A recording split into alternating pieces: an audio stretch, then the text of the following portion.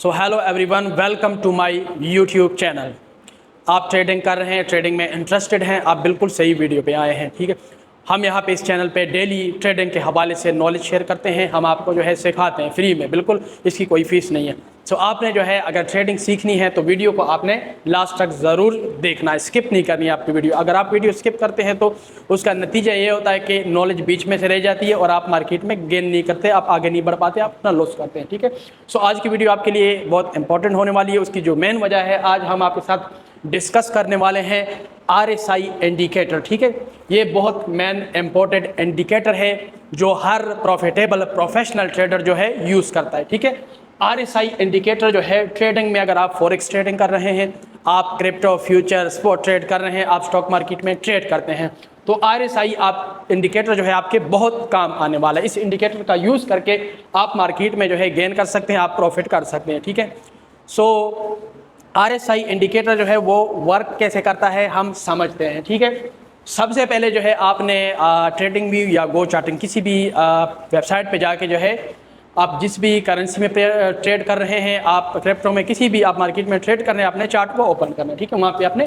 RSI indicator लगा लेना। ठीक है, RSI इंडिकेटर क्या होता है? RSI का मतलब है रिलेटिव स्ट्रेंथ इंडेक्स, यानी कि बहुत ज़्यादा ख़रीदा गया हो स्टॉक, क्रिप्टो, फ्यूचर कुछ भी, या बहुत ज़्यादा बेचा गया हो, तो हमें ये इंडिकेशन देता है कि अब जो है मार्केट में एक स्टॉक है, क्रिप्टो है, बिटकॉइन है, इथीरियम है या गोल्ड है, ये बहुत ज़्यादा ख़रीदा गया। जब बहुत ज़्यादा ख़रीदा गया तो फिर चांस क्या होता है कि मार्केट गिरती है, यानी कि सेल के चांस। जब बहुत ज़्यादा बेचा गया हो तो फिर डिमांड होती है, यानी कि मार्केट ऊपर जा सकती है। ठीक है, RSI का मतलब है रिलेटिव स्ट्रेंथ। ये एक मोमेंटम इंडिकेटर है जो ये बताता है कि मार्केट ओवरबॉट है या ओवर सोल्ड है। ठीक है, मार्केट में बहुत ज़्यादा जो है ख़रीदा गया है, ओवरबॉट है या ज़्यादा बेचा गया है। ठीक है, ओवरबॉट मार्केट बहुत ज़्यादा ख़रीद ली गई है, अब नीचे गिर सकती है। ठीक है, जब ज़्यादा ख़रीदा गया हो और रेजिस्टेंस लेवल हो, ठीक है, तो वहाँ पे हम क्या इंडिकेशन कर सकते हैं? मैं हमेशा अपने स्टूडेंट को, कम्युनिटी को समझाता हूँ कि आपने एक इंडिकेटर के सहारा नहीं लेना।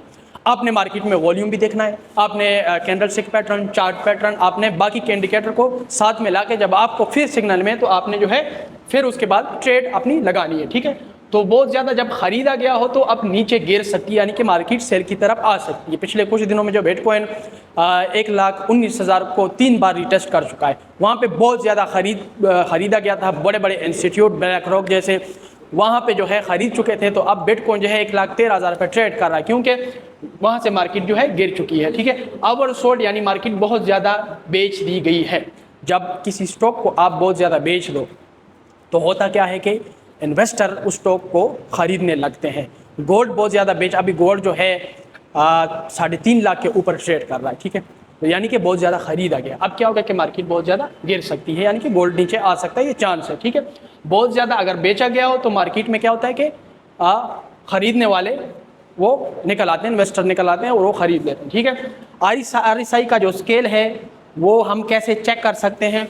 सो RSI का जो स्केल है वो है 0 से 100 तक होता है। ठीक है, 0 से 100 तक ये स्केल होता है। आपको मैं लाइव चार्ट पे जाके दिखा दूँ। ठीक है, तो ये देखें, ये न्यूट्रल यानी 50। ओके, 50 से नीचे है 30, 40, 20, 10। ठीक है, 10, 20, 30, 40 एंड 50 से ऊपर है 60, 70, 80, 90, 100। ठीक है, तो इस सिचुएशन में क्या होता है कि ये स्केल होते हैं, 0 से लेके 100 तक का स्केल होता है। ठीक है, तो हमने कैसे इसको एनालिसिस करना है? जब 70 से ऊपर हो RSI, जब 50 से 60 से ऊपर हो, तो वहाँ पे क्या होता है, अब मार्केट में सेल का सिग्नल में, तो उसकी मेन वजह है कि बहुत ज़्यादा खरीदा गया। ठीक है, हम इसको ऐसे इंडिकेटर करें। 30 से नीचे, 30 से नीचे और शॉर्ट बाय का सिग्नल मिलता है। 50 यानी न्यूट्रल, बेच के सिग्नल वेट करो या कंफर्मेशन लो। ठीक है, 50 पे हमने कभी भी ट्रेड नहीं लेनी। जब RSI 50 पे हो, नीचे होता है, बराबर होता है। ठीक है, 50 से ऊपर हो तो हमें सिग्नल क्या मिलता है कि हम यहाँ से सेल कर सकते हैं, एंड जो 50 से नीचे हो तो हम वहाँ पे बाय कर सकते हैं। ठीक है, RSI इंडिकेटर जो है वो हम कैसे यूज़ कर सकते हैं किसी भी ट्रेडिंग प्लेटफॉर्म में? सो उसमें जो है स्टेप 1 है टाइम फ्रेम आपने सेलेक्ट करना है। ठीक है, टाइम फ्रेम अगर आप बाइनरी कर रहे हैं, वहाँ पे क्या होता है कि 1 मिनट, 5 मिनट स्कैल्पिंग। ठीक है, स्कैल्पिंग में क्या होता है, आप कम टाइम फ्रेम में आप ट्रेड करते हैं, ठीक है। स्कैल्पिंग में बाइनरी ट्रेडिंग 15 मिनट 1 आवर में शॉर्ट टर्म ट्रेडिंग, यानी कि एक दिन में आप 2 से 3 ट्रेड प्लेस करते हैं, तो उसके लिए आपने जो है 15 मिनट या 1 आवर में आपने पहले टाइम ट्रेड सेट करना है। 1 डे में आपने लॉन्ग टर्म ट्रेडिंग के लिए 1 डे का टाइम फ्रेम आपने सेलेक्ट करना है, ठीक है। स्टेप 2 क्या है, RSI इंडिकेटर ऐड करो। आपने जो है RSI इंडिकेटर जो है वो ऐड करना है। अगर आप ट्रेडिंग व्यू पे ट्रेड करते हैं, अगर आप जो है गो चार्टिंग या किसी भी आप उस पर ट्रेड कर रहे हैं, आपने पहले प्लेटफॉर्म चूज करना है, उसके बाद आपने इंडिकेटर जो है वो लगा लें। इंडिकेटर पे जाओ, RSI सर्च करो और सिलेक्ट करो। डिफॉल्ट सेटिंग 14 होती है, ठीक है। आपको मैं चार्ट पे जाके दिखा देता हूँ, ठीक है। तो यहाँ पे क्या है कि आपने जाना है इंडिकेटर के ऑप्शन में, वहाँ पे आपने इंडिकेटर जो है वो लगा लेना है, ठीक है। इसकी जो डिफ़ॉल्ट सेटिंग है वो 14 होती है, ठीक है। जैसे कि यहाँ पे आप देख सकते हैं कि ये इंडिकेटर लगा हुआ है, ये इंडिकेटर है। इसकी जो क्लोजिंग यानी कि इसकी जो सेटिंग है वो 14 है। ये ऑलरेडी आपको कोई भी ट्रेडिंग प्लेटफॉर्म आपको ये दे देता है, ठीक है। तो आपने ये इंडिकेटर ये लगा लेना है। उसके बाद जो है आपने जो है इसको एनालिसिस करना है। एनालिसिस कैसे करना है, स्टेप 3 लेवल ड्रॉ करो। लेवल 70 सेल 30 बाय, ठीक है। ऑप्शन है 50 ट्रेंड डायरेक्शन का आइडिया, ठीक है। जब 50 पे हो, 50 से ऊपर हो आपने सेल करना है, 50 से नीचे हो तो आपने उस सिचुएशन में जो है इसको सेल करना है। RSI कैसे हमें सिग्नल देता है तो हम इसको समझते हैं, ठीक है। बाय सिग्नल यानी 30, यानी कि वही बात होगी कि 30 से जब नीचे हो या 40 पे हो तो हमने बाय करना है, और सेल का सिग्नल हमें 70 पे मिलता है। जब 70 हो, 80 हो, 100 हो, RSI पे जाए तो हमने जो है इसको सेल करना है, ठीक है। RSI के साथ कंफर्मेशन इंडिकेटर जो है हमने यूज़ करना है, ठीक है। आपने एक इंडिकेटर का नहीं यूज़ करना, सम इंडिकेटर्स आपने यूज़ करने जो आपको सिग्नल दे। कभी कभार मार्केट आपके साथ ट्रैप करती है, तो ट्रैप से बचने के लिए आपने और इंडिकेटर वो यूज़ करने, जैसे कि EMA exponential moving average Bollinger band है, सपोर्ट एंड रेजिस्टेंस आपने ड्रॉ करना है, ठीक है। उसके बाद आपने ट्रेंड लाइन्स, ये बहुत ज़रूरी चैप्टर है। ट्रेंड लाइन आपने लगानी है।